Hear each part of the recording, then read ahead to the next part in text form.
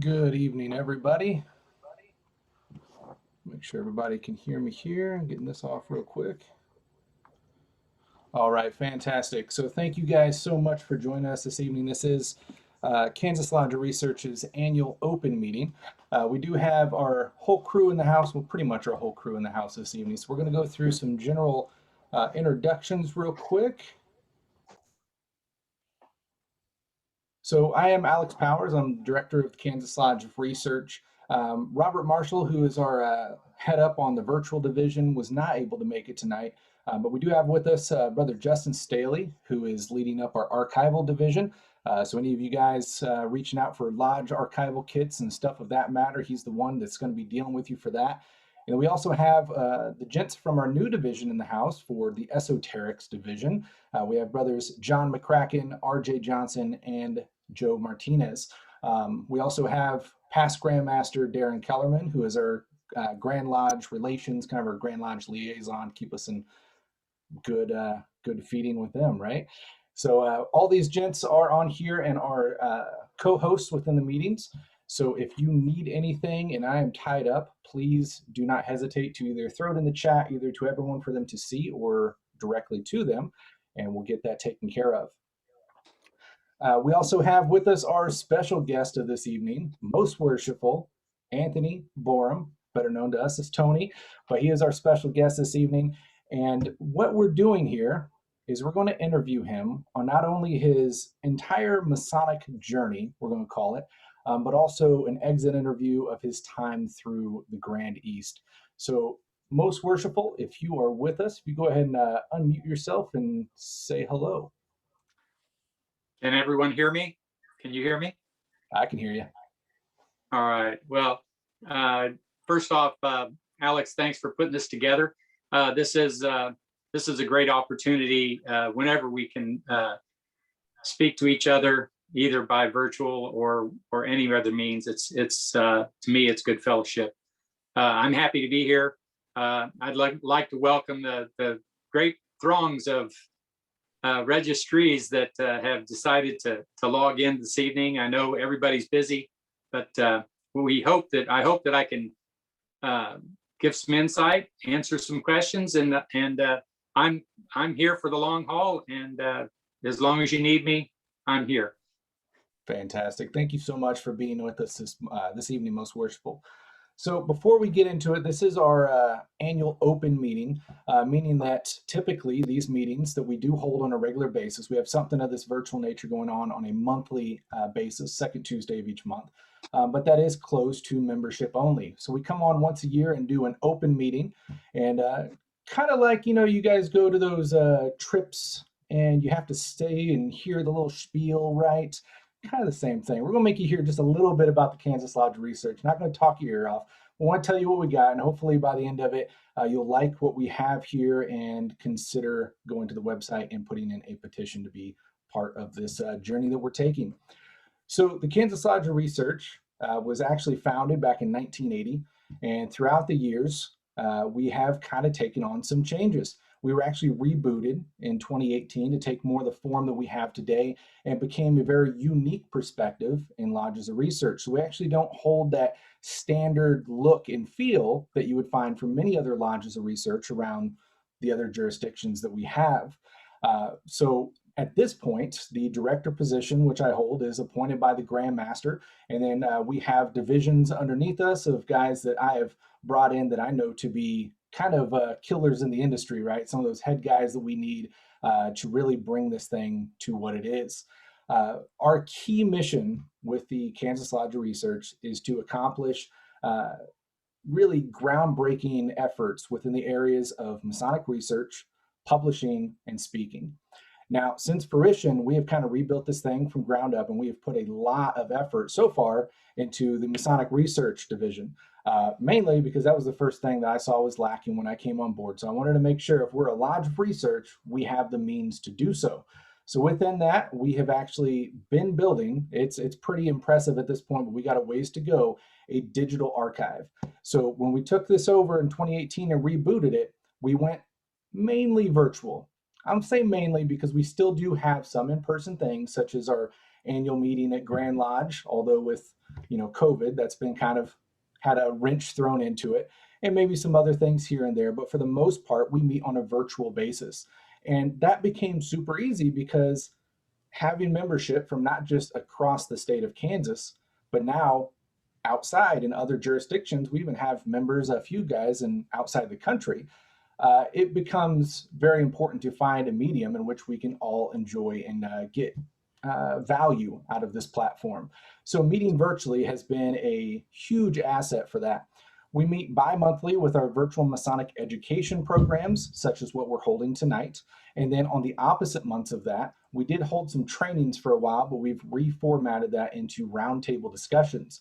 We held our first, I think it was 2 weeks ago, and it was fantastic. One thing Masons love to do is talk. So at the roundtable discussions, we put out a edifying topic that we think will go somewhere, and we let everyone present just kind of hammer it out with their like-minded interests. And it leads to some very enjoyable discussions. Beyond that, if you are into the research, like I said, we have built a pretty impressive digital archive. With membership, you get access to our members portal, which houses all of our recordings from every virtual thing we've done. So even this will be in that members portal. If you're a member and you come in late or you want to recap on something, you can always go back and see that. If you like what you see here tonight and you think you want to become a member, you petition and you start seeing, wow, I missed some really cool talks in the past, those are available to you. We also have that archive that has about 300,000 unique source material items in it. Now, anyone doing Masonic research knows that source material is key. And I'm getting a little bit of feedback if we can get everyone muted here. But that source material, we have that within our archive.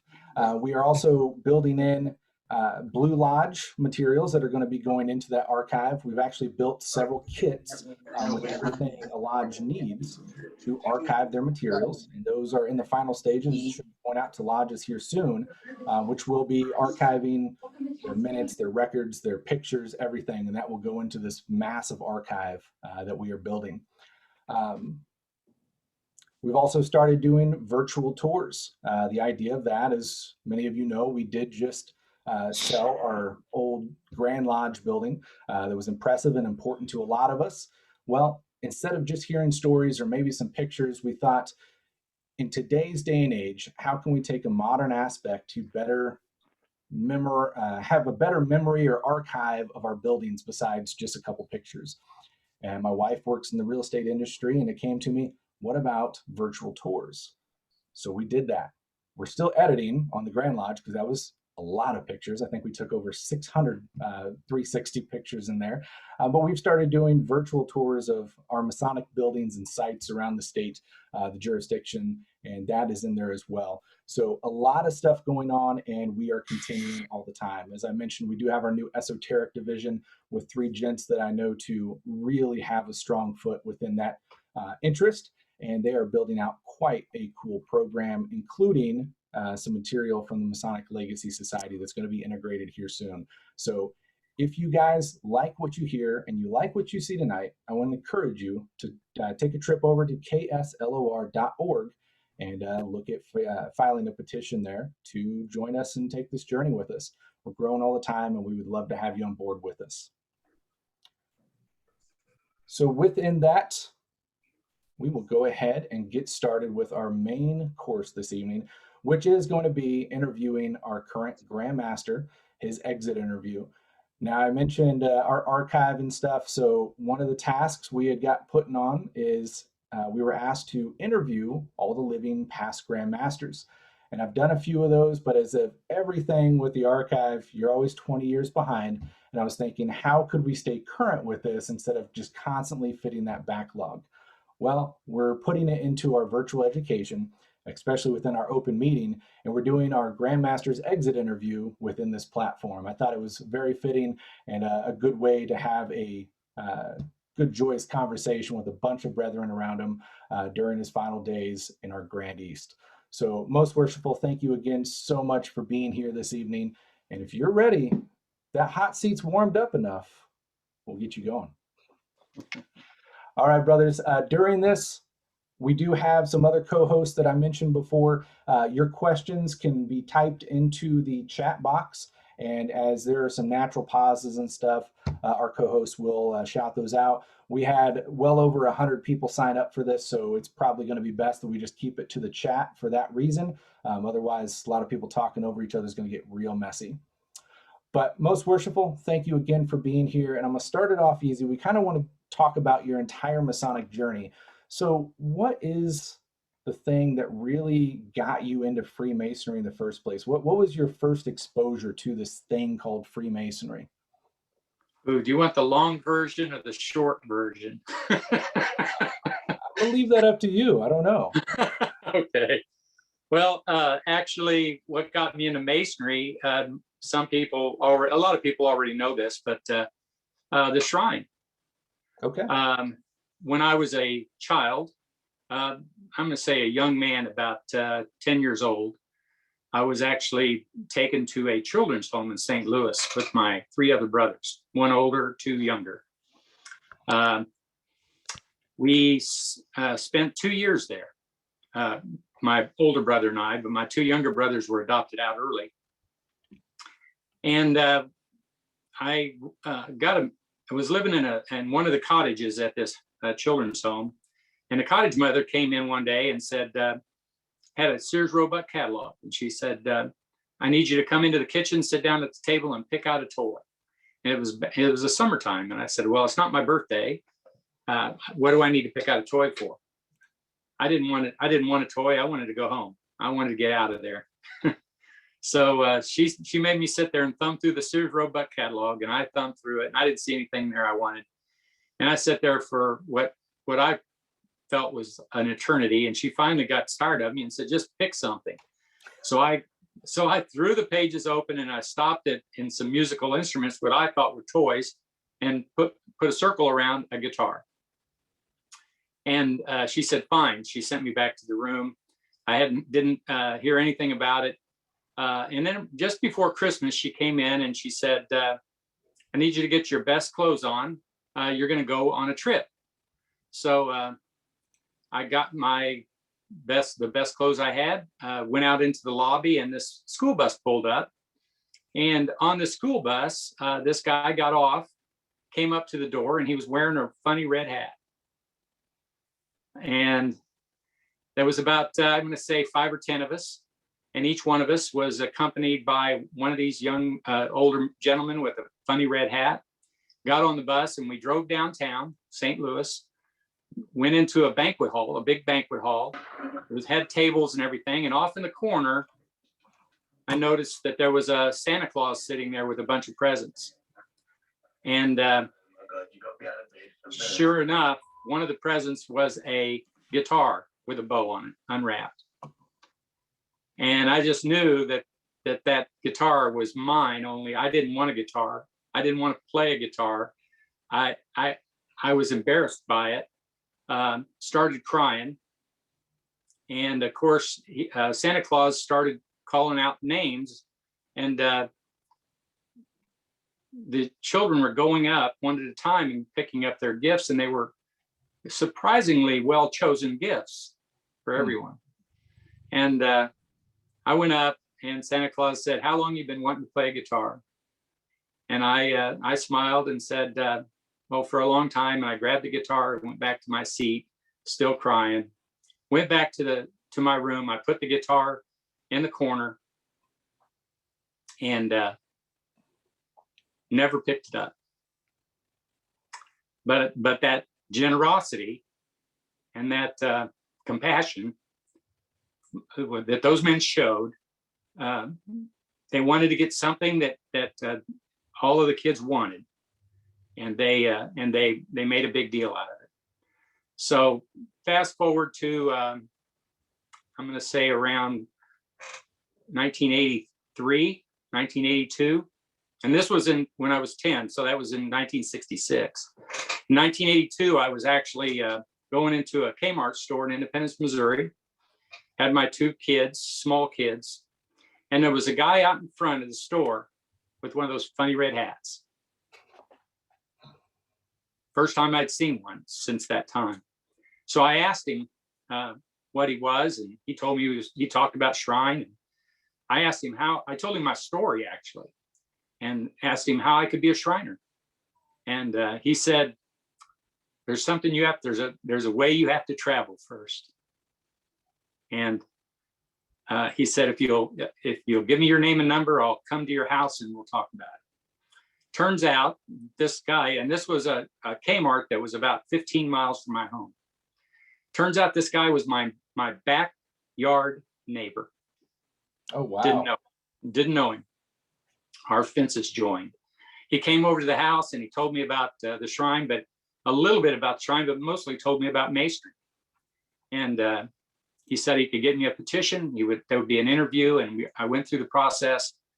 And I went down that weekend to tell my father-in-law that I was going to join Masons. I didn't know he was a Mason.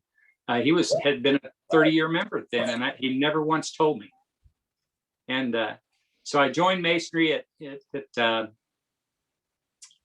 Eastgate Lodge, number 630 in Missouri. And every man in there was a Shriner. Every officer was a Shriner, but you would not know it. Wow. They knew their ritual. They performed nothing but Blue Lodge ritual. They all could interchangeable. At that time, it was a huge lodge, though. We're talking about a lodge with 1,100 members in 1984, and that lodge was making 10 Masons a month, and not one word was said about the shrine. When we got to be a Master Mason, we noticed that there was a lot of Shriners. They would go after the meeting. They would go out to dinner, or they'd go somewhere, and it turns out they would put on their fezzes and they would go to Ararat Shrine right down the road.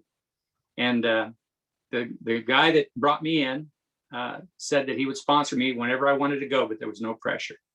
He understood that I believe I found a brotherhood in Blue Lodge Masonry, and he understood that's where I needed to be. That's fantastic. That's really unique to hear. The entire lodge to be filled with that.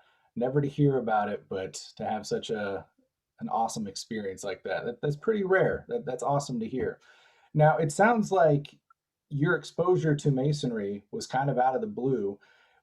As we all kind of look around going down, we're always kind of surprised how many Masons we find. Did you discover after that, or possibly knew before, any other family members that were either Masons or some other appendant body, Eastern Star or whatever? No, not a single one. Really? My dad was not a Mason. My dad had 13 brothers and sisters. None of them were Masons except one that I found out just in the last 5 years. One of my uncles, the one right next to my dad, who is still alive, lives in Garden City, Missouri, is a Mason. I don't know that he attends very often, but he is a Mason. My father-in-law was a Mason, and he was a Missouri Mason that transferred to Kansas, and he was pretty much my mentor for learning the work and for learning the history of Masonry and all the things that I needed to know. He was my mentor. But while I lived in Missouri, this was from 1984 to 86. I actually studied and actually helped with a study club at Eastgate for 2 nights a week. And my father-in-law would help me out with it. And it turned out that I did get a certificate to teach the esoteric work or the questions and answers anyway, in Missouri. Now, I doubt very much that I'd be able to do that now. In fact, I found at that time, after I moved to Kansas in 86 and joined Parker Lodge, that it's much harder to unlearn something than it is to learn it sometimes. Indeed. I can definitely vouch for that. So But tell me yeah. a little bit about your early Blue Lodge journey. What was that like for you with your mentor and everything, going through those chairs and that early journey for you? It was actually pretty exciting. When I moved to Parker, it was a small lodge. It was kind of a culture shock for me because here's a bunch of guys that they didn't come to the lodge in tuxedos, right? Mm. They came to the lodge in jeans and Western shirts and cowboy hats, and great guys, a very active lodge. And what I found is they were very, very up on the ritual. They had a real strong mentor in the lodge at the time who, and we find this a lot with a lot of the older members. There was that one guy in lodge that made them all memorize this stuff and learn it. And so the lodge was very proficient. They could do the degree work without any help. And so when I got to Parker, my father-in-law actually asked me to take a position as a junior deacon right off the bat. And I asked him why I couldn't start at at a steward's job or something like that. He said, "Well, I got a plan." Well, it turns out his plan was he wanted me to be master of the lodge in 1991 when the lodge turned 100 years old. And so he was basically grooming me for that whole time up to that 100th anniversary. Of course, I dropped the ball. I feel like I dropped the ball. We had hats and we advertised and we had a dinner and we had some things, but we didn't ask Grand Lodge to come and rededicate our hall. And I wish we would have at the time, because it was a new building. I helped build Parker Lodge building in 86, from 84 to 86. When I come down on weekends, I helped put up sheetrock, insulation, painting, everything. And so when I got to be master in 91, I really should have made a much bigger deal out of it than I did. But it was exciting going up through the chairs the first time for Parker Lodge and becoming a master in 1991. Definitely. That's fantastic. Now, Most Worshipful Kellerman had posted on Facebook that the two lodges you've been a member of here in Kansas have both been very small membership lodges. What do you think that has done to embrace or engage into your Masonic experience, going back between your journey through Grand Lodge and then your small lodge membership body? Well, actually, Parker Lodge, when I joined, had about 60 members. Mm-hmm. And from consolidations, we're up to, I think, 80 or 90 members now. But what that did for me was it gave me a real sense of the struggles of lodges that have small membership. Parker Lodge went through a session, I'm going to say in the late 90s, where we lost a lot of brothers, and a lot of brothers that had a lot of knowledge. And it seemed like a lot of our real active brothers were passing on, and it's very difficult. In fact, it's still very difficult to get younger members excited about a rural lodge. We're a bedroom community, like a lot of rural lodges are, and the prospects for new membership isn't as easy in a rural lodge. So we have to work a little bit harder. We depend on a core group of guys to get things done. And we, of course, we welcome in a lot of legacies, and much of the growth, if you'd say growth, of our lodge has come through legacy membership. So, and that's good because they have a sense of history and they have a sense of family that they bring with them. And so Parker Lodge has, I think, survived because of the sense of history and the sense of legacy that we have in our core group of members. Fantastic. And it looks like I do belong to another lodge. I actually belong to more than Kellerman mentioned. I actually joined Kincaid Lodge also. Oh, did you? Yeah, my reasoning there was a few years back, Kincaid had an influx of 5 young men that joined Kincaid Lodge. And what as I visited a lot because a lot of them were friends, and they would come up to Parker Lodge meetings and we'd go to Kincaid Lodge meetings. And I felt as a mentor that it was my duty to not only attend their meetings, but to become a member there and help those five young men transition from just members to Masons. And now they are taking chairs in the lodge, and I'm excited about Kincaid Lodge. Kincaid Lodge has quite a few less members than Parker does. And of course, I helped start the Affinity Lodge, Tuscan Lodge. Yes. And I'm very, very proud of that lodge. That lodge is actually one that I get my more formal Masonic journey from. You know, we have a lot of members, a lot of Masons in Kansas that belong to more than one lodge, and they get something from each lodge that they join. And that kind of rounds out, Tuscan Lodge actually rounds out my Masonic journey. It's much more formal. It's much more solemn. The meetings last longer. We have festive boards. We practice our ritual. We take pride in being Masons and our Masonic education and all the things that go with it. I'm very, very proud of the activity that we have at Tuscan Lodge. Definitely. That's beautiful to hear, being a part of that. Now, I had a unique experience that I got to enjoy with you there. Is I actually went to present Masonic education for Tuscan Lodge, who was meeting at Kincaid Lodge once. Yeah, That was exactly. a really cool area and building. I enjoyed that. Yeah, that's one thing we do at Tuscan Lodge is our incoming master. We always have a meeting at his home lodge. He is installed in his home lodge, and and we really like that tradition that we started, and so that's why Tuscan Lodge at the time was there. I believe Gene Becker was master at that time. I think so. So Yes. that's why, yeah.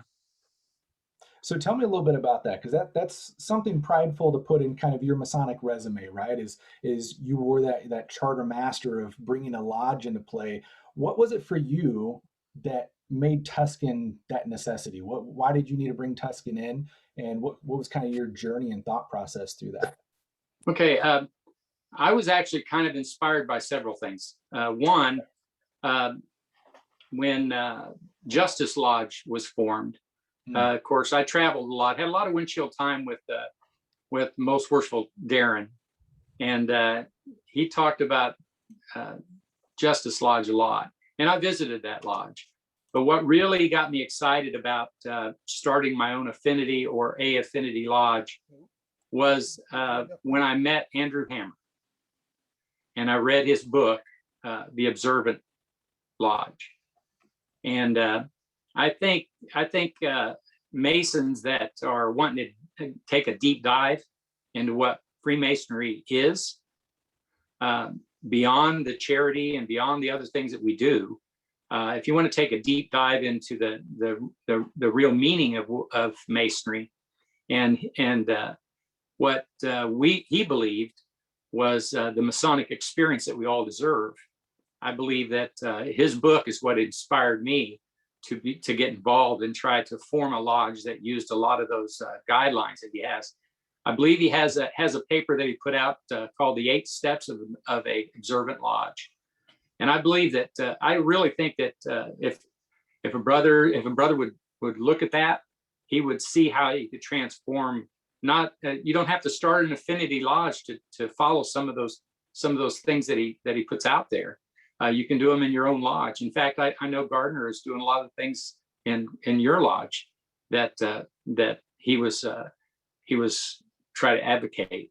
So that I would say Andrew Hammer's book. I met Andrew Hammer at a leadership academy. I think it was when Mike Halloran, Most Worshipful Halloran was deputy Grand Master, and he had Andrew Hammer come and speak.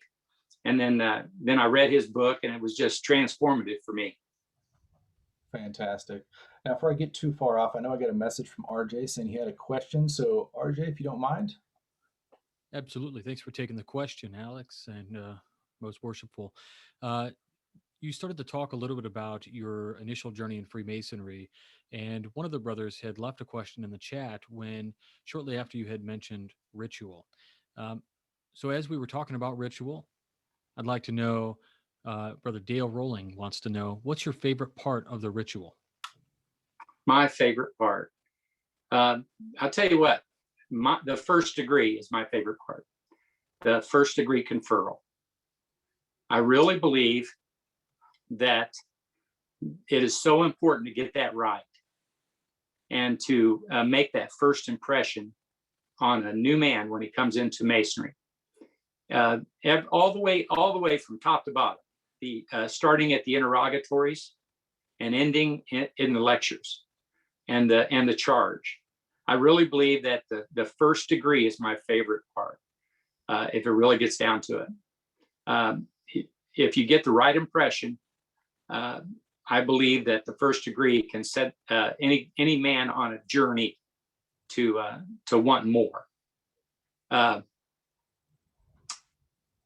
know that the stair lecture is important to a lot of Masons in the second degree, but I believe the first degree to me is my favorite part, and I take a lot of pride in trying to do as well as I can in all aspects of that. I will say that I still can't do the master's conferral part, but I am learning that. I have done it in the second and third, but I have never actually conferred the master's part in the first degree. But I will, even after I'm done. I'm hoping I'll have some time to really bear down and get that, because that's something that I'd really like to do. Insightful. Thank you very much. Thank you. Great Now, question. Within really enjoying that first degree, and you've talked some about your desire, interest into the TO side of things, traditional side of things. How important do you think that is for someone coming into Masonry in that first degree to really set that tone right? Versus, some of these lodges will, chit chat beforehand and have a much lighter mood. What is your take on that? Well, first off, I'd like to backtrack a little bit and say, I believe that the 3 degrees are put together brilliantly to find out if a man really wants to be a Mason. I really strongly believe that. We had this discussion in our own lodge that when you get the first degree, you're getting quite a bit of information, but you're not getting a lot of it. Most people know that we don't give a huge deep dive explanation into the square and compasses in the first degree. So what I would say is that that the first degree is important to me because it lets us know whether or not whether or not that man is really on board with what we're doing. I know that you can sit in a lodge at the end of a first degree when you ask a brother if there's anything he'd like to say, and almost all of us would be able to tell if that man will be back. Is he going to continue? Is he going to learn? Is he really excited about the next step? And you can be pretty accurate just by seeing his reaction after that first degree has ended, whether or not that man has really bought into what you're trying to do.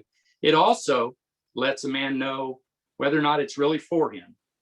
He may think masonry is something he wants to do, but after he gets that first degree, he's like, I don't really think this is my deal. And I respect that. I really respect that. But we've given him enough information to where if he really wants to continue, he can definitely do that. And then and we know that we try real hard to get men to do that second degree and continue on. In fact, sometimes we almost beg on our hands and knees, get on our hands and knees and try to beg these guys to continue.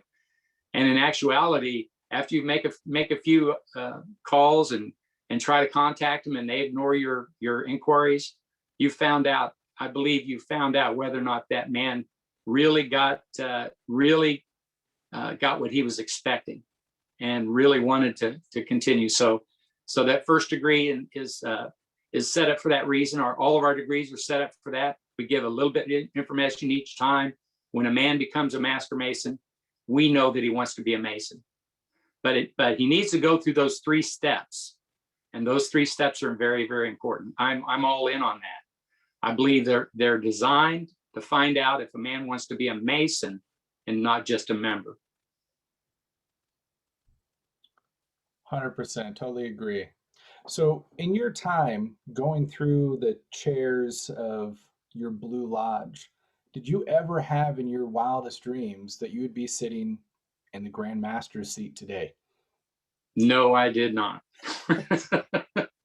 Absolutely not.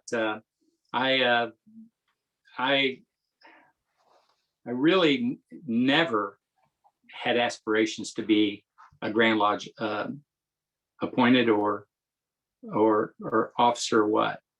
I will say that I'll tell you. In fact, I'll tell you how I became a Grand Lodge officer. Yeah, definitely.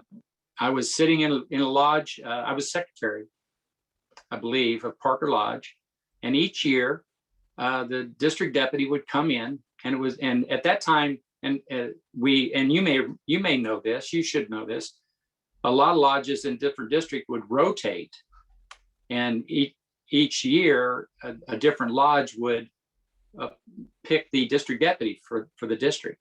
And at that time we had 7 lodges in our district, and we just rotated those around. And we got to a brother that came in as an appointed district deputy, and he really wasn't on board with it. He really didn't want the job. He came into our lodge, and it was basically I think about the time we had the Mile of Food program, I believe.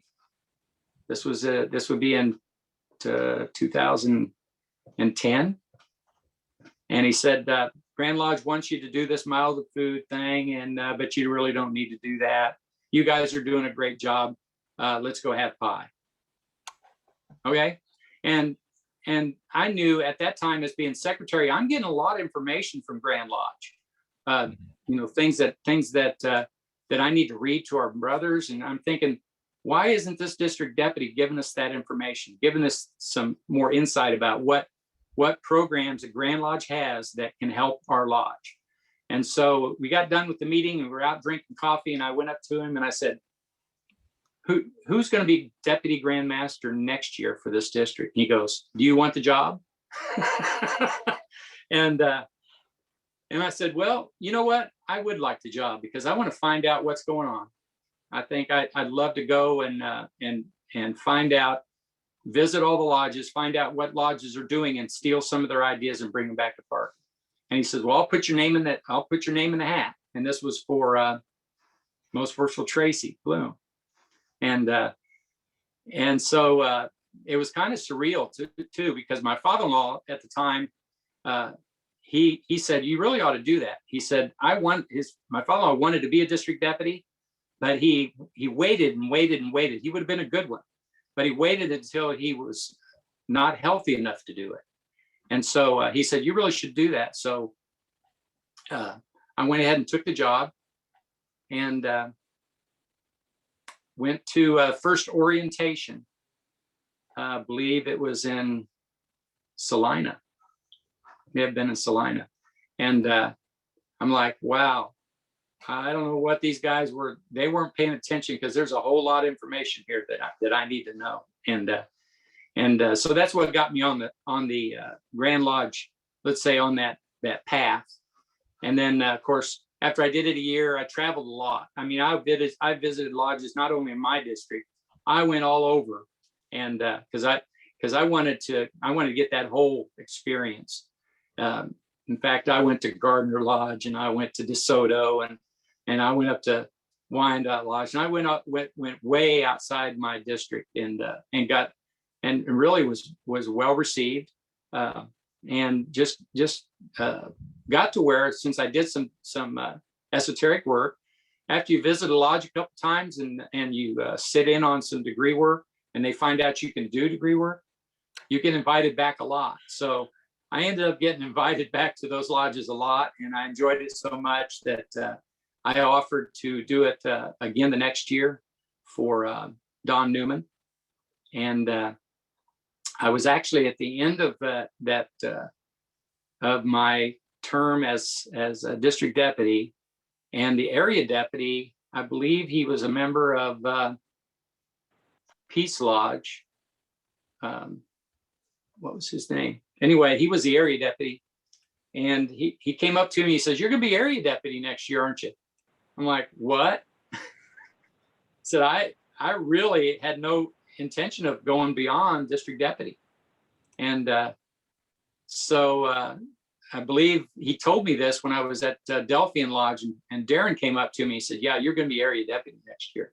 So that basically is what got me into the Grand Lodge universe, basically. And then from there, it just steamrolled. Always willing to help, always willing to travel. The more I learned, the more I wanted to be a part of everything, and never asked for anything. Just wanted to be as helpful as I could and learn as much as I could. And that's what got me on the trajectory. But it seems like I have never met a grandmaster that actually had designs of being grandmaster. Definitely. It's the right outlook to have, right? Yeah. It definitely sets you on that right course. Now, throughout your time as a district deputy, kind of that first taste into Grand Lodge life or path, I guess you could say, what are some of those experiences within that time that stand out to you the most? Well, I tell you what, I was sitting at next to a district deputy at the annual communication in Salina. Tracy Bloom was being installed, or yeah, he was being installed. And this guy said, "Are you ready for your visits?" And I said, "Well, I guess, you know." He says, "Well, I've already got my dates, and I've already talked to my lodges." And he pulled out this laminated card out of his pocket, and it had all of his dates and everything when he was going to visit. And I'm like, oh my God, I had no idea I had to have that ready. And so my first thing was, man, I'm way behind the 8 ball here, right? And it turns out it was that year or the next year that Cole Presley was a district deputy also, and he and I didn't get really off on a very good footing, because he actually was traveling around, and he would take pictures of his visits, of the lodges, of the lodge room, and in his reports back to the Grand Master, he would add pictures and commentary and everything. And I'm like, wow, this guy is really, really putting pressure on the rest of us to really up our game. And so I wrote him an email, and I basically it was tongue in cheek, but he took it really seriously.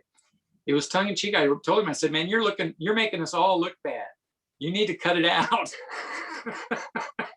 And he wrote me one back, says, "What's your problem?" You know, it's like, okay. And so we get a laugh about it. We get a chuckle out of it now. But Cole really is the guy that raised the bar, as far as I'm concerned, on district deputies. You know, we used to have those forms where there'd be a pink, a yellow, a white, and whatever, a blue or whatever. And we'd fill those out. We'd hand them to the secretary. The secretary would fill out the information. We'd rip off pieces of it. And then that's the last time we ever saw it. Right. Oh, wow. And I even asked Tracy one time, what happened to all those pink copies, right? Where are they? Because they should be at the Grand Lodge building, right? And he said, "Oh, they're still around." I said, "Well, did anybody ever look at them?" So that really, to me, when I got to be an area deputy, a district deputy, an area deputy, I believed at the time that it was time to really up our game, to do better about collecting information, about traveling to different lodges and helping lodges really get down in the weeds and help these lodges where they needed the help the most. And I think my efforts to do that, to really get into the real needs of the lodges, because that's really what our district deputies, they're the foot soldiers. Those are the guys that do the work, and they know because they come from those lodges. They visit those lodges. They know those brothers. So right. Those brothers will listen to them, and they'll when they bring that Grand Master's message and the message from the COA and all the things that we really think are important based on what we know about what makes a healthy lodge, we put those things together. And the district deputies, if they know what they're doing and they have good direction and they feel like they're part of the leadership team, then that makes their job much easier, and it makes them feel important enough where they feel like they're making a difference. And you've been district deputy for a while, you know what I'm talking about. When you go to a lodge and they start, they really listen to what you're trying to tell them, and they take it to heart, and they ask you questions, and they get you involved in a lot of their events, and they want you to be a part of their degree teams and things like that. It makes you feel like you're a part of every lodge that you're a district deputy for. It almost makes you feel like you're a member of each lodge. And I still think from this day forward, I still think the district deputy job is the best job in masonry. It really is. I agree with you. It's a beautiful experience, and it definitely puts you in a path to make a lot of those connections and really see the craft in a way that I guess you were isolated to previously. It puts you out there, gets you out of your comfort zone a little bit, and builds that brotherhood within you a bit, which it is a beautiful experience. So we're getting a lot of questions during your time of Grandmaster. I don't want to skip anything. We're going to kind of rush to it, but this is your story. So if there's anything that you want to put out there, definitely backtrack or stop me. Okay. But in Kansas, we know that what really starts you into the grand line is when you get appointed as that grand senior deacon, right? At least for our grand jurisdiction. Now, who was that for you that appointed you into that position? Grand senior deacon? Yes. That was Lynn Byer. Lynn Byer. Fantastic. Yeah. So what kind of relationship did you have with Lynn, or was that kind of a surprise to you, or how'd that come about? That was a huge surprise. Really? Right. When you're made a deputy grandmaster, and that dawns on you, and it should dawn on you way ahead of that time, believe it or not, that you will be responsible for choosing a grandmaster. Then what you do is you start your list. You make a list on leaders and guys that really step up to the plate. The guys that really have what it takes to guide the craft. And you can tell some things, and then guys will jump on your list, and guys will fall off your list. I didn't know I was on anybody's list. I really didn't. And then Lynn Byer, just out of the blue, asked me if I would meet with him, and he asked me if I would consider being just a senior deacon, and it was a shocker. It really was, because okay, it was a shock because you realize at that time that it's a lifetime commitment. And even though when you're a Mason and you're taking leadership positions, we know that it's lifetime, but it doesn't seem to rise to the level of being on the path to being a Grand Master. So I don't know whether to thank Lynn Byer or to strangle him, actually.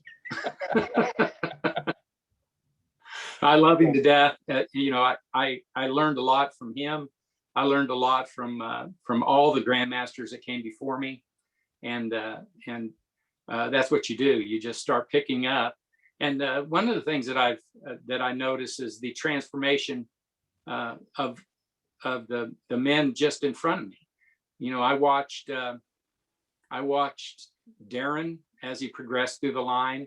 I watched Cole as he progressed through the line, and Bob Talbot, all these guys. And it seems that each year they get more and more confidence and more leadership skills they develop.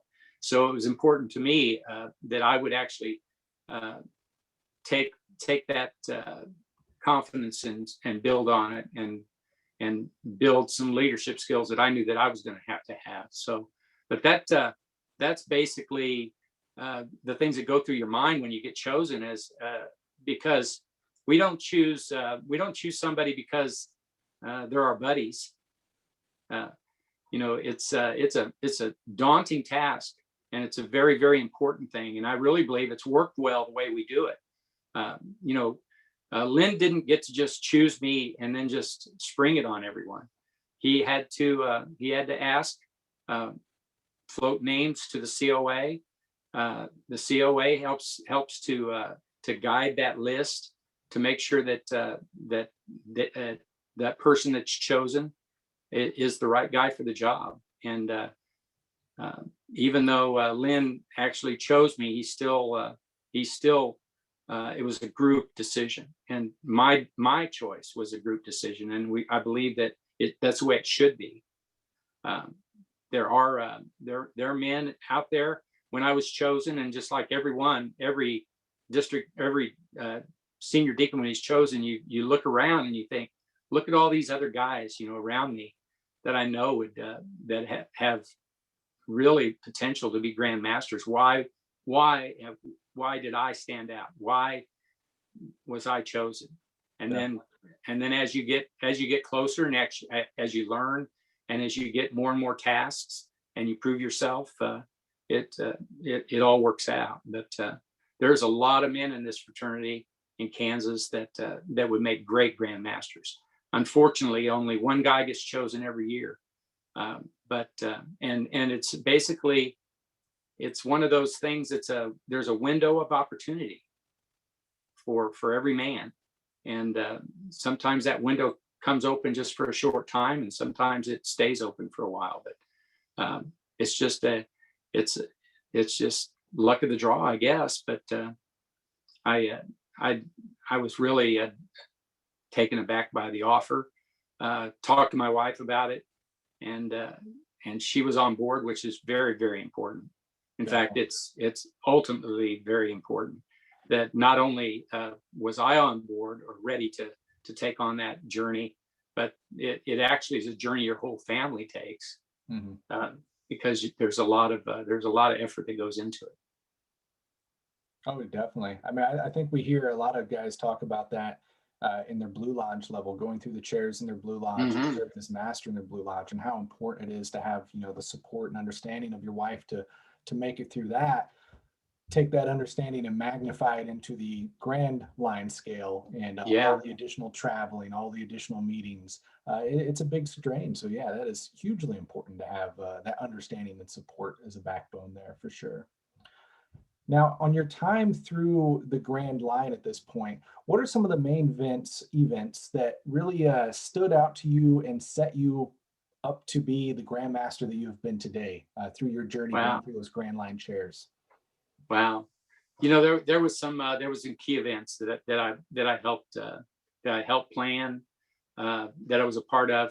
One of the things that really sticks out to me was our joint raising with Prince Hall at Wyandotte Lodge. That one was such an awesome event. I was so proud to be a part of that. I was actually the senior deacon in that event. That's right. I really wasn't nervous about it at all. That place was packed. I mean, it was wall to wall, and the fellowship and the brotherhood that was shown in that day will be with me forever. 100%. There's been some great events. Our table lodges, the 7 toasts. Our table lodges that we've had, our leadership academies that we've had. Dedications. Oh my gosh, how many dedications have I been a part of? Lots of them, and all those things. They kind of intertwine. They all make that Masonic experience, and they all help to develop leadership skills. They really do. So what I'd say is that if you want to develop some leadership skills that can be used at a Grand Lodge level, be a part of those things. Show up. Take an active role in some of the things that we do in our ceremonies, some of the things we do in interactions with other jurisdictions, and especially our lodge events. I've flipped pancakes and I've deep fried fish. I've done all those things, and it wasn't to try to get it raised through the Grand Lodge line. It was just because I enjoyed that fellowship, and I enjoyed being a part of all the events that happen across the state. You look at the bucket list events that we have across our state. The oak tree degree that they have, the moonlight. Well, you just went to the castle, right? Yeah, that's a really cool site.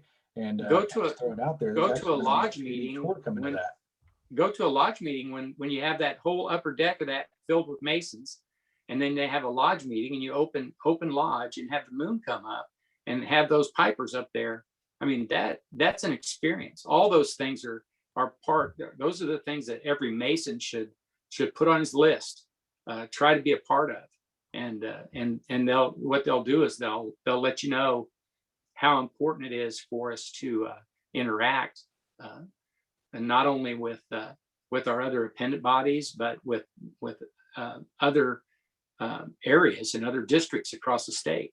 Because we on the eastern side of the state, we've got some powerful, big, huge lodges that that they have lots of members. And you go out to Hayes or Goodland, and they've got powerful lodges out there, and they got Masons that are very, very active, but they do them a little differently.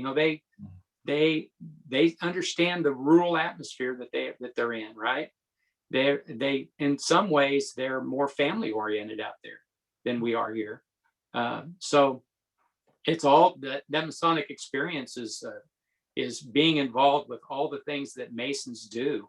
One of the things that I always say, that what we always have to remember is our number one job as Masons is to make Masons.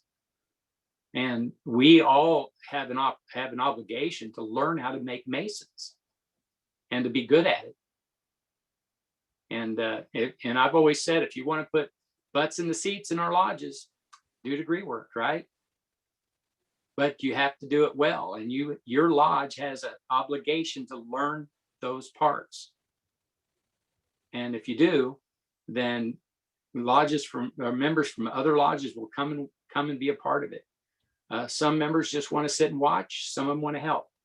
But making Masons is one of the things, and that's one of the tragedies of 2020 was that making Masons was very, very hard. When you have to, we don't want a brother or anybody to decide what's more important, to make Masons or their own health and safety. And so there was that was the hardest part for me, because I understand how important it is to do degree work. At the same time, we can't jeopardize the health and safety of any brother or anybody in our communities. So I would say that the things that really stand out to me would be the interaction with Prince Hall, and the table lodges and the dedications, the lodge dedications, and also the ones we did through the KMF, the foundation dedications that we did at the universities and things like that. Those are all a part of my Masonic journey that I'll never forget. Fantastic. Now, moving into your taking on the chair in the Grand East, when did that become real for you? Was it all the way back when you got appointed as Grand Senior Deacon, or was it when you became the Deputy Grand Master? When was that moment that you thought, oh crap, this is really happening? I'll tell you what, and I've heard this from other Grand Masters, but it didn't dawn on me. When you take the obligation as a Deputy Grand Master, when you're actually taking the obligation of a Grand Master, that is when it hits you. Oh crap, this is real. This is real. Now, nobody assumes it, although our election of officers seem to be cut and dried, right? But we don't take them for granted. We really don't. But when you take that obligation being a Grand Master, when you're elected Grand Master, and you kneel at that altar at that installation, that's when it hits you. I've got 1 year, and I'm going to be in the big chair, and it really kind of hits you hard. Definitely. Another thing that kind of hits you, and this is kind of strange too, when you see your name on a certificate, like a service certificate, a 50-year emblem certificate, when you see your actual name on there, that's kind of an eye-opening thing too. When your signature is on some things, and say, like on on dispensations and edicts and things like that. Right. Yeah. So you came into a very interesting time to be Grandmaster, time that none of us saw coming, a time that really hasn't shown its face for 100 years. Mm. When COVID came about, what were your initial thoughts? And did you think it was going to last as long and impact your year in the Grand East as much as it did? Actually, I really didn't think it was going to last. Nobody really thought it was going to be a long-term thing, did we? When we started getting some numbers, I'm going to say early March, the COA, we started talking seriously about we've got to really think hard about our annual communication in Wichita, right? And we started thinking hard about it. We started having meetings, and we went around and around. Not everybody was exactly on the same wavelength on it, because there was misinformation, there was lack of information. Nobody really believed the numbers. They were just getting started, but the fact that I'm going to say a couple weeks before that annual communication, we had to pull the trigger and postpone it. That was when it hit me that this is not going to be a regular Grandmaster's year. And I'll tell you what I felt bad for at the time. When we started having those conversations, I really felt bad for Most Worshipful Deo Morrow, because he was the guy that took the first hit. He was the guy that had to, when we postponed that annual communication, he had to step aside. He knew that it was the right thing to do, but I felt really bad for him. It really never, I really didn't feel bad for me, myself. I did go through a little depression. I would say a few days or a day after we actually did postpone it. Just had to stop and think about all the planning that went in, that I had to just kind of reevaluate. It was all out the window, right? It's like you've taken all the tests, you've studied, you're ready to go, and then they say, we're not going to even have the test now.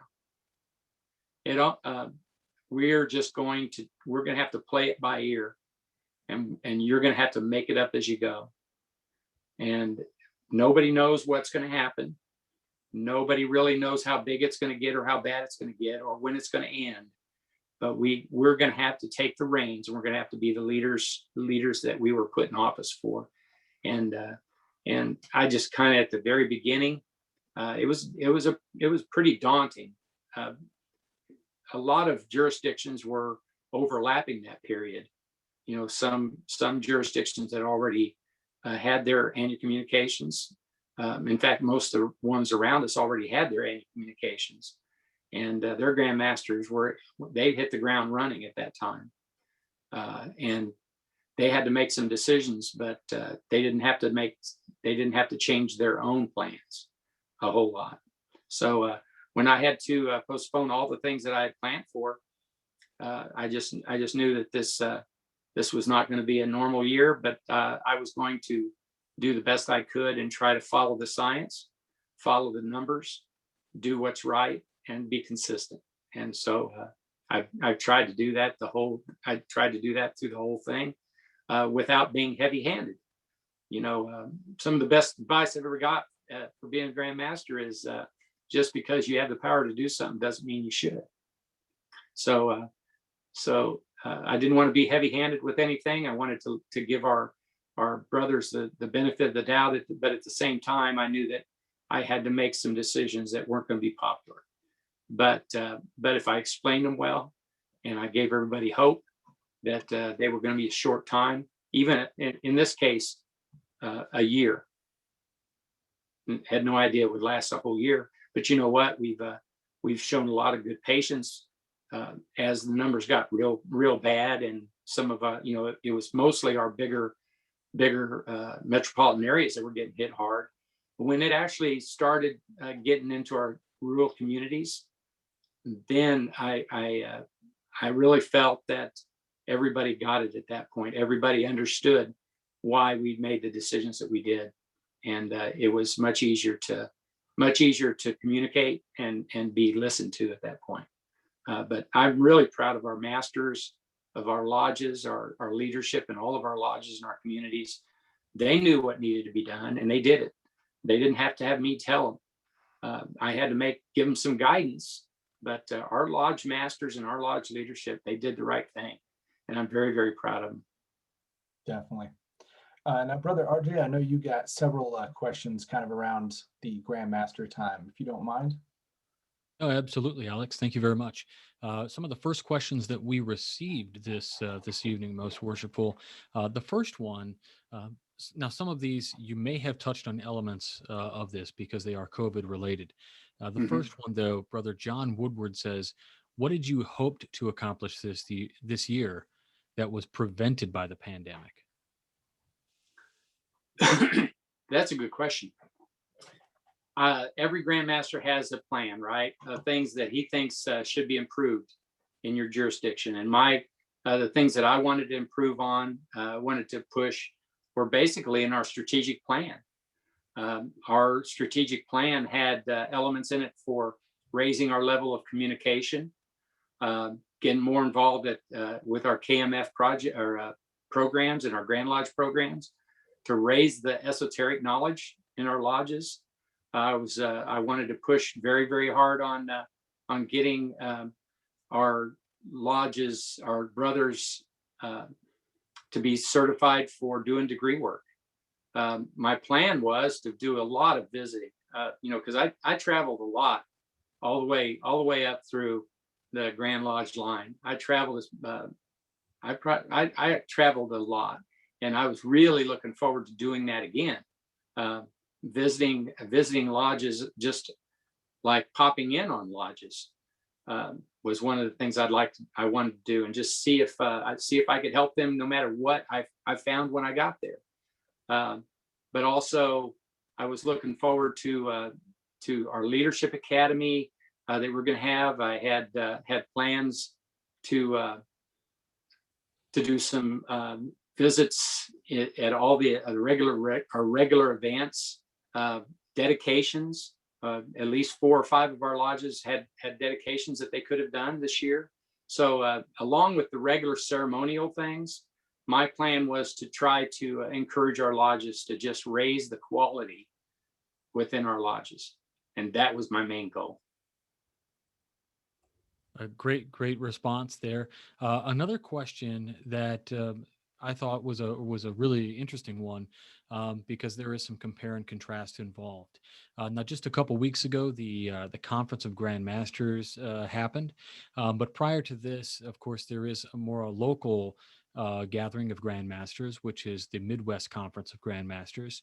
And Brother Bob Talbot asks, how did the Kansas approach to dealing with COVID, being closed for a few months and then opening for business meetings and degree works on EA, compare to other jurisdictions in the Midwest Conference? So perhaps maybe there were similar issues of how you all dealt with things, and maybe how was Kansas a little bit different in the approach? Well, and that's the thing, that's one of the really nice things about those conferences. And I have attended those every year for the last 4 or 5 years. And what you do is you develop these relationships with other deputy grandmasters and grandmasters in waiting, or the guys that are coming up at the same time you are. So what I found was when this COVID thing hit in March, I'd already developed relationships with the grandmasters of Oklahoma, Missouri, Arkansas, and Texas. And we had long conversations about what their jurisdictions were planning on doing, and what they could and couldn't do, and what Kansas was going to do. And my approach for canceling lodges or canceling our meetings for a short period. Of course, we canceled them until July the 1st. Some of the other jurisdictions decided they could open up quicker. Some of them some of them decided that they wouldn't restrict degree work, and then I believe it was Missouri took a harder line than we did even about things that their lodges could do. And then in other jurisdictions, there are other jurisdictions that still don't allow any meetings to happen at all. And some of them, there are jurisdictions that won't allow any degree work whatsoever.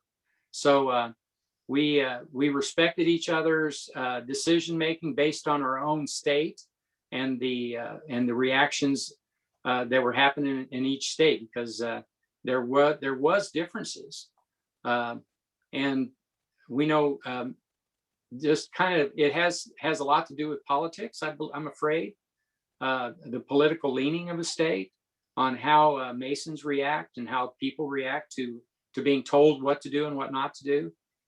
So I really believe that that our approach was a lot easier, I think, for managing through it, because we don't how do we say this? Our strategic plan is what guides us in Kansas on what we do and what we do from day one when we start to the finish. And everything we do is weighed against our strategic plan. And over the years, I know other jurisdictions have that also, but they also seem to go off on different tangents in different directions based on the winds of the time. So let's say if some states want to do their degrees different, some of them want to do one-day classes, or some of them want to just let all the lodges just open up and do what they want and give that and just stand back and say, we're not going to restrict anything you do because you're adults and you can handle it. But I found what I found is the Midwest Conference, most of the lodges, most of the jurisdictions took a similar approach to ours. Not that we were guiding them or that we were taking our cues or taking our ideas from them, but there was kind of a mix. There is a sovereignty of all jurisdictions that we are very aware of. We can influence each other about on how we do it. Like when I'd come up with an edict, I'd let another jurisdiction know, hey, this is what we're going to do. I give them a heads up, and they say, well, we were thinking about doing that. Send me a copy of it. Maybe we'll use some of your wording in ours. So what I found is that we do work together in the Midwest Conference and the Conference of North America, but at the same time, we do take our own cues from how our jurisdictions are how we operate and how we can approach our lodges. You always have to remember that the Grand Lodges deal with lodges, not individual brothers.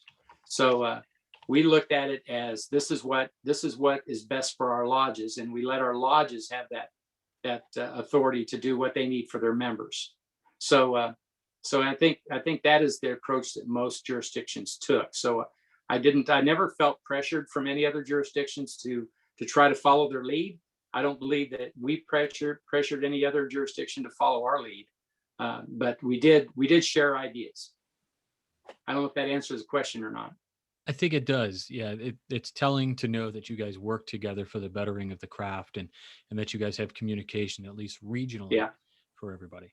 Thank you very much for your answer. You're welcome. And did you have any others, or is that it for now? Well, I could ask this one perhaps, which might pull from your previous answer. And the question was asked, what lessons have you learned after leading as a Grandmaster during a pandemic? And how can what you learned be applied into the future? Wow. What I've learned is patience.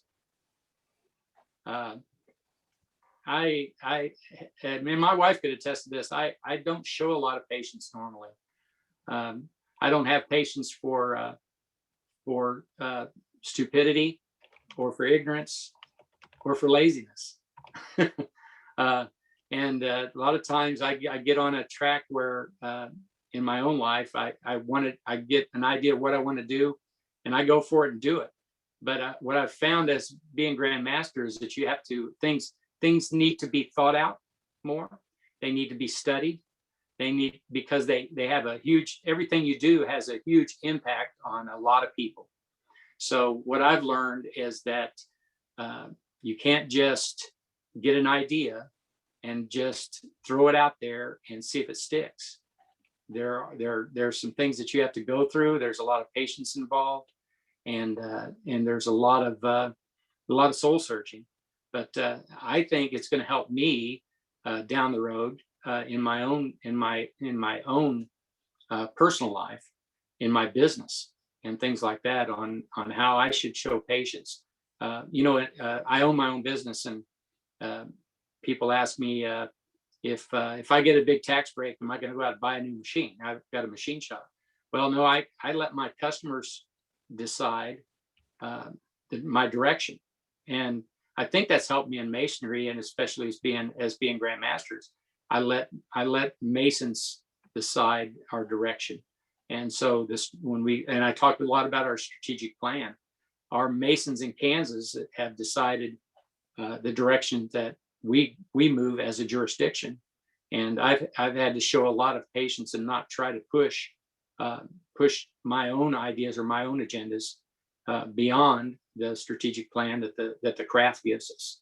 So that's what I would say is I've learned a lot of patience, and I think that should be something that we all take from this whole from 2020, is that if we apply our principles, and if we show maturity and patience, and do the right thing, and we know what the right things to do are, then it'll all work out.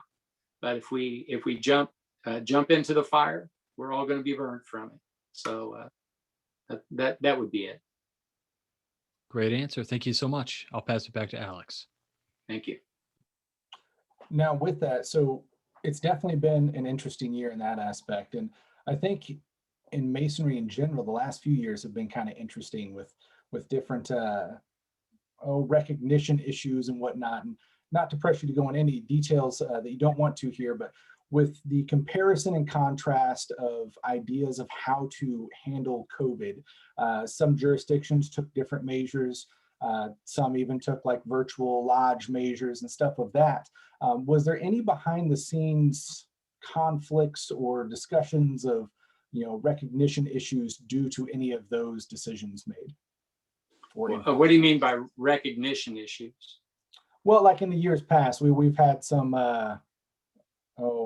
pissing match, for lack of a better term, not by us, but in masonry in general, of one Grand Lodge makes one decision, we don't recognize you. One Grand Lodge makes another decision, we don't recognize you. With some of the on the spot decisions, and really kind of decisions that aren't typical in masonry, such as holding ritual over a platform like this or something like that. Did any kind of recognition issues come up in conversation working with the different jurisdictions and how they were going about things? Not really. In my conversations with other jurisdictions, I found what every Grand Lodge leadership team goes by is our landmarks. They're out there. We all have those landmarks that guide what we do as masons, and the landmarks and our Constitution and bylaws are what really guide us. Whenever any leader comes up with some, let's say, harebrained idea, let's call it a harebrained idea, what should happen, or what he should do, or how he should react to something. What I found is that the grandmasters and the leadership that I was in communication with, they always referred to their own Constitution and bylaws. The answers are there. We take an oath to abide by those. And in the landmarks, especially the landmarks for me, our modes of recognition are the things like that are high up there on how we should act as leaders. I really believe that I always felt that when I had those conversations with our leadership or with any other jurisdiction's leadership, they always fell back on their own limitations for what their obligations to their constitution were. And that was really pleasing to me, because that means what you're doing is that you're abiding by the rules that were set forth way before you came along, right? Now, of course, some of those bylaws and constitution, maybe some of those are outdated, and we all agree with that. Some of them don't apply or shouldn't apply in today's time when you talk about virtual meetings and things like that. But I don't think that I think that protecting our ritual and protecting our identity was foremost in almost all decisions that were made across every jurisdiction, from what I could tell. So there wasn't any controversy as far as our jurisdictions we're going to stop having lodge meetings. We're going to just do it all on virtual. No, we understood that there is a lot of things in masonry that can be done with the technology that we have. There's a lot of things that we can do, and more efficiently in some cases, if we embrace it. But there's also a lot of things that shouldn't be done. Mm-hmm. And those things, they were really easy to spot, very easy to spot. One of the things when I did one of my edicts, what you try to do is make sure everybody knows what can and can't be done, right? Mm-hmm.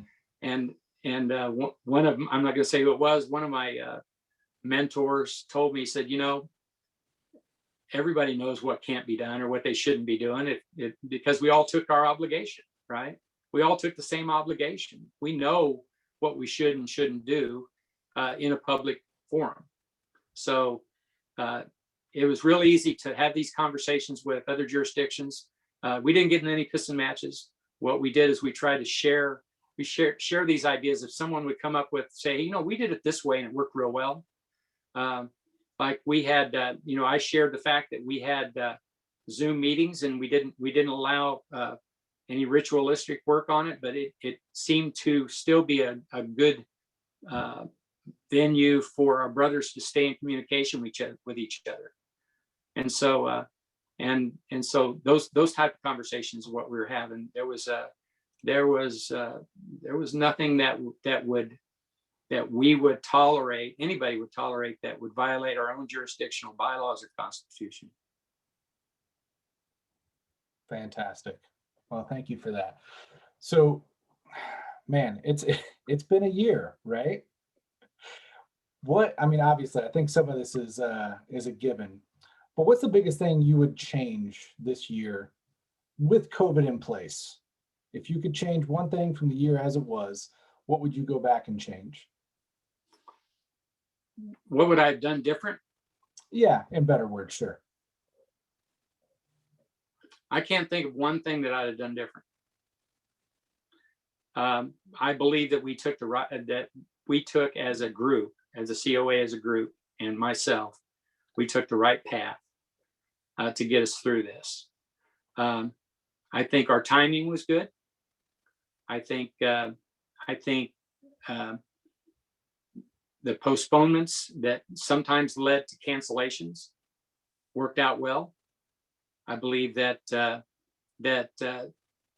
was thinking about this the other day. I was wondering if maybe some of our events, more of them should be done outdoors. Mm. We have a lot of events that can only be done inside, or we believe can only be done inside. And it's very, very possible that I know we have weather issues, and we want to spread these things out so it lasts the whole year. But and summertime is tough for people. We have lodges that are predominantly farmers, right? And it's tough to do things outside when you've got work to do outside. But the only thing that I was actually lamenting about is maybe we could have done more things. We could have, instead of just canceling some things, we could have maybe tried to do them outdoors, spread out. Sure. But other than that, I don't think that I would have gone. I can't think of any situation personally that I would go back and change either the timing or the decisions that we made. That's a great answer. And you know, I would largely agree with that. I think you've handled this year fantastic.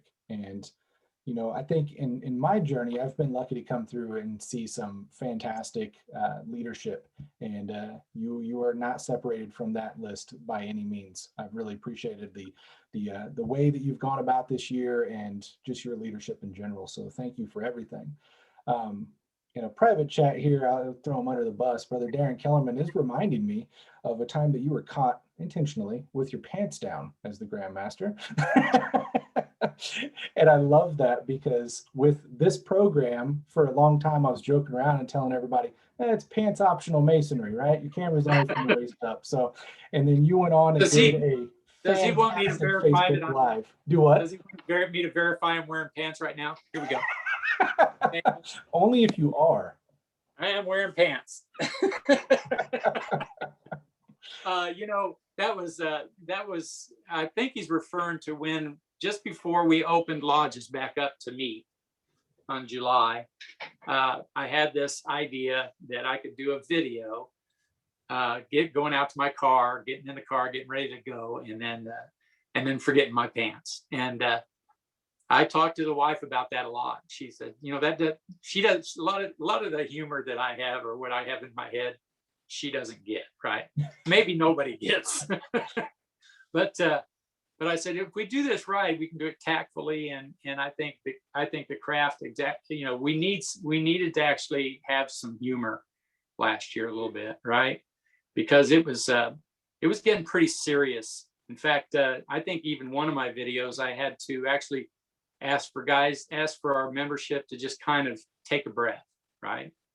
And I don't know if you remember that one or not, but because we had some little bit of arguments going on. We had some lodges that were really tense, and so I was just trying to break that tension a little bit. And if that helped doing that, and really, Darren shouldn't be talking anyway about losing his pants. Or I'll tell the story about when he walked into lodge in a procession and his pants almost fell down to his knees. I think I heard about that at one of the table lodges. I'm not going to talk about that, though. Well, for those of you that don't know what we're talking about and happen to not see it, after this, go to the Grand Lodge of Kansas Facebook page and look back at the Facebook Live videos, and you'll find it. It was excellently done. It was planned, but it was very funny, and it went right on par. I think I shared it out to Kansas Lodge Research because it just went perfectly with pants optional masonry. But anyways, to get back onto track. So as you're kind of wrapping up your time in the Grand East, it's been an interesting year. It's been a long journey. What are your plans now? You know, in every Mason's journey, I think whether it is, you know, being master of your Blue Lodge or Grand Master of the Grand Lodge, you've got some guys that are just done and you don't hear from them again, and you got some guys that end up more active than they ever were before. What are your plans moving forward from this point? Well, and as you can expect, this journey has been several years, and in that time, I've actually had asked my wife to put off a lot of things, right? We wanted to do some work on our home. We want to do a little bit of traveling. And everybody that knows me knows that I have a sailboat and I love to go sailing. But that being said, nobody, including my wife, expects me to hang up my bow tie and not be seen again. I fully expect to pop in on lodge events, Grand Lodge events. I hope to take on some duties and maybe some committees, and be available for whatever whatever comes my way. As you know, a lot of our past grandmasters have taken on some fairly big jobs at Grand Lodge. You mentioned Darren Kellerman. He's taken on our public relations, which is a big deal. And you look at Cole Presley, who took on the job as our grand treasurer. Most past grandmasters, with the skills that you develop, they do come in handy down the road when something needs to be done. And I will always make myself available for that, either helping to plan annual communications or doing anything. I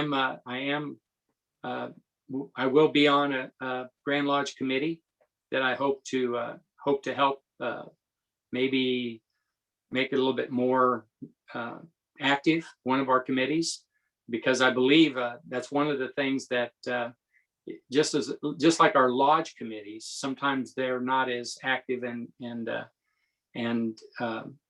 forward thinking as we need them to be. We get put on committees and then we don't take them as seriously, or we don't use them to their highest potential. So my idea, my hope is to take one of our committees and be on it. And I've been already asked to be on our public schools committee. I'll go ahead and reveal that. And because I don't know if you know this or not, but I've been all in on our scholarship program through our KMF. I've visited schools. I've gone to assemblies. I've visited classrooms, selling our scholarship program. Our public schools committee has been largely involved in our essay contest. And I think there's a lot more that public schools committee can do that falls in line with what we do as Masons. We claim to be education oriented, and I think it does start in our schools. And I think we can do a lot more when we go into our schools. We can do a lot more than just try to sell our scholarships. I think we can go into our schools and sell Masonry, and let our young people know that there are character building organizations available for them. Think of all of our youth orders that could benefit from that also. So yeah, I plan on being active, of course, in my lodges. I've stayed active in all my lodges, even as Grand Master. I'm treasurer in 2 lodges, and I plan on continuing to do that. And who knows what else comes down the road. I'll keep my options open. That being said, this summer I plan on being at the lake a lot of weekends. Well deserved. Well deserved. You know, we did get a question earlier, and we only got a few questions left. So if any of you guys out there have any hard-hitting questions you want to get in, make sure to throw those in the chat now. But we had a question from John McCracken, kind of joking around. What is the name of your sailboat? It's actually called Laura Grace. That's my mother's name. Oh, wonderful. It was my mother's name. My mother passed away several years, in 2001. And when I bought it, it was actually named, believe it or not, Theta Eileen. And I don't know where that came from, but right after we bought it, we changed the name to Laura Grace. I always thought that sailboats should be named after women that you admire. My mother loved to sail, but never got on, was never able to do it. She was on my other boat, but not this one. What I found, when you name a boat, we think we have ceremonies in Masonry. You should get involved with the ceremonies they have for sailors and for seafaring men. You have to make a plaque of the old name, and then there's a ceremony. You go to the bow of the boat and you say a poem, and you read this and read that, toss the plaque into the water to give your new boat to consecrate the name of your boat. I mean, there's a whole lot of that. There is some drinking involved, but that's okay. But yeah, the name of my boat is Laura Grace. and it's on the water. It stays on the water at Lake Stockton in Missouri. Fantastic. And I was mistaken there. That was actually asked by Brian McCracken, not John. My apologies. Yeah. So, couple more questions, kind of bring it to the end. So, more of a solemn note. Throughout the pandemic, we obviously lost a lot of brothers, due to older age in masonry and being more susceptible to what was going on. At the end of all this and losing the members, where do you think, or how do you think that will impact Kansas Masonry? And then, kind of a side one, where do you see Kansas Masonry going from this point? Let me talk about the necrology side of it first. Sure. We have taken a huge hit in our membership, deceased members this year. I believe, I don't know the number, I don't have the number right in front of me, but somewhere around 1,700 men is what we've lost this year, or in 2020. 1,700. I believe that's about 600 more than what we lost the year before. That's amazing, isn't it? But we don't know. We don't know if it was just, we are an aged group. We have a high amount of membership that is up in years. I believe that a lot of that is COVID, but we can't identify it. We don't. Nobody put that on the. Nobody puts it in our database how a person dies, right? We don't put that in there. So we don't know that it was COVID related or not, or how much of it was, but we can assume that a lot of it was. I believe that we will see a high number next year. It won't be as high. It can't be as high. The vaccine is what we have 10% of the United States population as of today, around 10% vaccinated. We need to get much higher than that to get herd immunity, and we're moving that direction. I believe that what that's done, we've lost a lot of knowledge and a lot of leadership in our lodges. A lot of those members, those older members, were the ones that were holding our lodges together, if you think about it. The ones that were showing up to every meeting, the guys that had the esoteric work, the ones that did the degree work, the ones that knew the memorized the lectures. A lot of those guys that we lost were those. So going forward, I believe we have to do a couple things. One of them is we have to replace those men and honor those men by learning it ourselves, right? And we can honor them the best by encouraging our younger members and even guys my age and your age to pick up that mantle. Remember the history. You're doing a great job of perpetuating the history of our lodges, but we also need to have those guys that can perpetuate the things we need to do to make Masons. So going forward, I think what we've learned is that our brotherhood is what we're all missing. We're missing that interaction. And there was some talk, and I'm going to back up a little bit. I hate to do that. There was talk early on when we canceled our lodge, or when we restricted our lodge meetings, that when we actually opened it back up, that our members would be so ready to get back into the swing of things and get back to normalcy that we might come back too fast, and we might ignore the things that we should do with our own families. So we actually had those conversations. So that when the COVID thing is over, should we start planning event after event after event after event and start stacking them up to try to make up ground? And I think going forward, I think that'd be a huge mistake if we start stacking those things up and try to make up ground from what we lost as far as our events, and start monopolizing everyone's time. Because we found through the course of 2020, we found that, and you can verify this, that family time that we've reconnected with, that we've gotten, in some ways we've had it so long that maybe we'd like to get away from it a little bit, right? But in other ways, it's helped our families connect, and it's helped our marriages.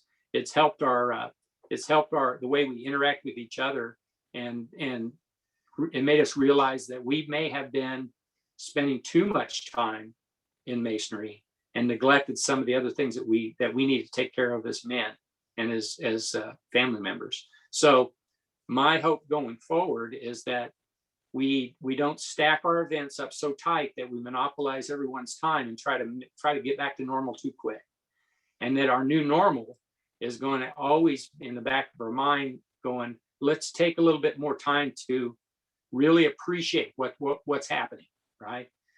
Our table lodges we're gonna appreciate those, because we don't know from one day to the next if we'll ever get to do another one. So when we have those events, I think all Masons are going to appreciate them much, much more. But at the same token, I think we should take a lesson that we need to balance our time a little bit better with our families and with our wives and with our grandkids and whoever else that you need to be close with. Maybe that weekend we were traveling for masonry, maybe we ought to go see old Aunt Beth or visit our folks in the nursing home or things like that. So that's what I hope going forward is that we take that lesson that we need to do what we are taught in the first degree about dividing our time into the 3 equal parts whereby we find. So I think that's what we're going forward. I think we have an opportunity to really reevaluate how often we do things, if some of these things are really necessary. Give you an example. When I went to events in 2019, 18, 17, I'd tell my wife, I'd say, I've got to get there half hour or 45 minutes early. She goes, how come? I said, because I got to see those guys ahead of time and have that fellowship. She said, it's the same guys every time. Why do you have to go early if it's the same group every time? I said, well, it's not always the same group. There's usually a few different mixed in there. But I got what she was trying to say. I think what we need to do is maybe reevaluate the time that we spend in masonry, make it more purposeful, make it more enjoyable, make it more memorable. Because we don't know from one day to the next, 1 year to the next, if it's all going to be postponed, canceled, or whatever. We don't know what's going to happen. Definitely. Well put. So I've got one last question for you before we kind of wrap up for this evening. And that is, what would your advice be to the next guy? Oh, to Michael? Yes. If I was going to give advice to Michael, I would give him the same advice that was given to me. And that is just because you have the power to do something doesn't mean you should. But I know Michael. I've known Michael a long time. I don't think he needs my advice on doing anything right now. I think he knows what needs to be done. He has a plan, and hopefully his plan won't be thwarted like mine was. But and I don't think it will be. It depends on how you set it forth. My plan was to really hold our lodges feet to the fire and try to get our lodges back in the groove of being active lodges and doing what Masons do in our lodges. Michael's going to make every effort to do that, and he's going to follow the strategic plan by doing it. The craft has given him his plan for the year on what should be done. And I know that if I was going to give Mike advice, I'd give him that patience advice. Show some patience. Let's think these things through. We know that we've got issues in membership. We have issues in financial problems with lodges. We have issues with lodges meeting and not following all our bylaws. Let's take it a little at a time, and let's bite off little pieces and try to improve that way instead of all at once. Let's let's take our time and be patient. And that's my advice to Michael. Fantastic. And yeah, I agree. I think we're in good hands, and he's got a strong group of leadership to help him behind him. So definitely. I have full confidence. I have full confidence in Michael and CO and Mike Johnson, Rob, and Doug Wilkinson. That is a great group of leaders that I believe is they're primed, they're ready. I believe they know what needs to be done. They're youthful, they're ready to go. So I have full confidence, and I will support them just like they supported me. And I know every Mason in Kansas will support our incoming Grand Master and give him all the help he needs to turn things around for the health of all of our lodges and for the health of Masonry in Kansas. Most definitely. Most definitely. Well, most worshipful, I want to thank you so much for taking time out this evening to allow us to put you in the hot seat for a while and take a journey through your Masonic journey with you. It's been a most edifying conversation with you this evening. I want to thank all of our leadership for the Kansas Lodge Research that were helping man the questions and the controls this evening.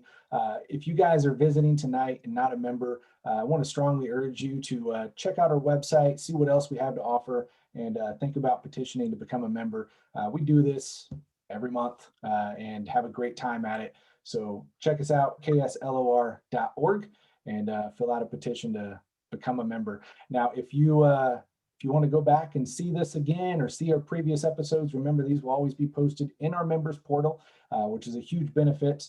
And we definitely hope you guys will take advantage of that and check us out. Most worshipful, it's been an excellent opportunity or privilege to work under you this year and the years previous. It's been a joy to know you. You're just a heck of a guy and have been a fantastic Grandmaster. I've really appreciated the zeal that you have put into your job and all the thoughtfulness and just tactical going about this challenging year that we've been through. That, I mean, you weren't able to plan for it. It was thrown upon you. And that's a lot to take on. The Grandmaster chair by itself is a lot to take on. And this just took a whole different left field approach to it. So congratulations to you. Virtual applause for our Grandmaster, Most Worshipful Borum. Thank you. And, any final words from you, Most Worshipful?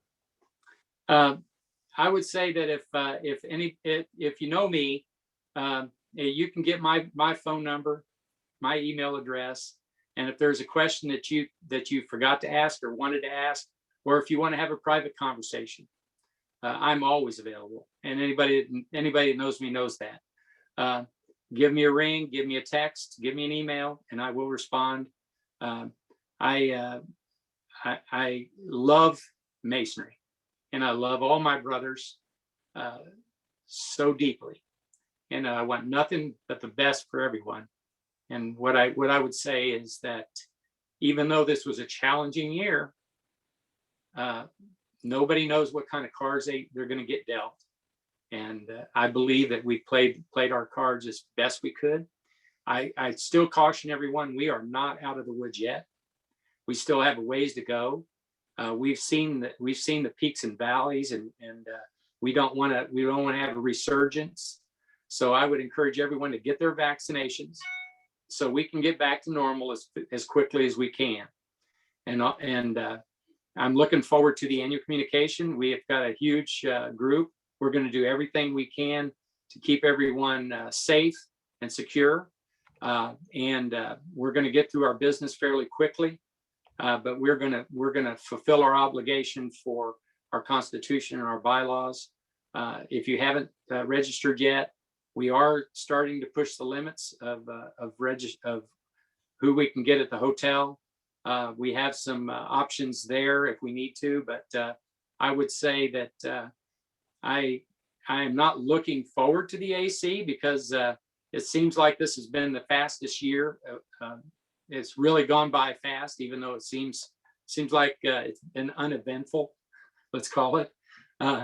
But I'm looking forward to seeing everyone at the annual communication, and let's end this Masonic year and put everything behind us look to the future, and let's do what do what we can to get back to normal. Indeed. Well said. Well, we love you too, Most Worshipful, and thank you again so much. Brothers, with that, we'll bring this to a close. Hope you all have a wonderful night. Thank you so much for joining in. Take care. Thank you, brothers. Thank you.